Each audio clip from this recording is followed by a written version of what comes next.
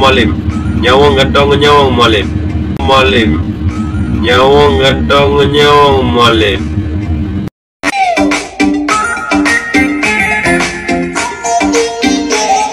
Assalamualaikum warahmatullahi wabarakatuh. Saudara sekalian, fi ayyi makan, seorang warga Aceh benar-benar gerah dan benar-benar geram ketika dengar satu persatu masyarakat Aceh berguguran di tangan oknum yang marah ketika dibilang asli.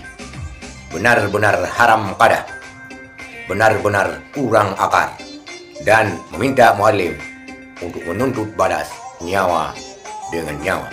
Kita lihat video warga Aceh yang sangat berang ini. Kurang aja agak penumpang di Aceh. Mengkara Puro Raya. Bukan ada pergi gaji pada bawah pun. Maram jadah saya. Ya aku suap buat ulai sang darah lah ulai aku. Memang betul-betul haram jadah. Sabar bangsa Aceh orang ibabe. Ikut harga. Mualim, draw yang lebih hebat daripada dengan Prabowo mualim. Nyawang gantong nyawang mualim.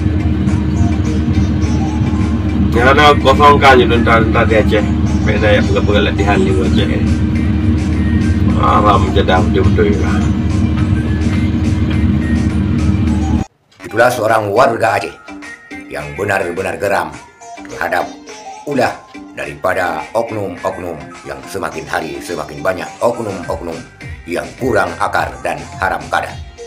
Bila dibilang asli, tentu ia marah. Dia meminta kepada mualim yang katanya sangat dekat dengan Prabowo untuk menuntut kisas, untuk menuntut balas nyawa dengan nyawa.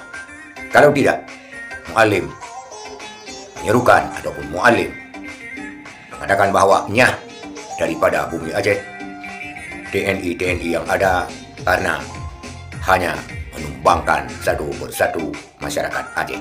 Itulah reaksi warga Aceh terhadap saudaranya yang satu demi satu berguguran di tangan-tangan oknum yang haram kadah dan kurang akar. Sekian, terima kasih. Assalamualaikum warahmatullahi wabarakatuh.